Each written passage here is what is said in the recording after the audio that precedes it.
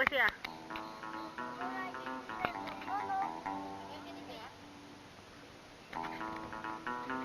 Sí, hoja seca. Cada hoja es un recuerdo tan triste como tierno que hubo sobre este árbol. Un cielo y un amor reunidas forman todas el canto del invierno, la estrofa de las nieves y el himno del dolor.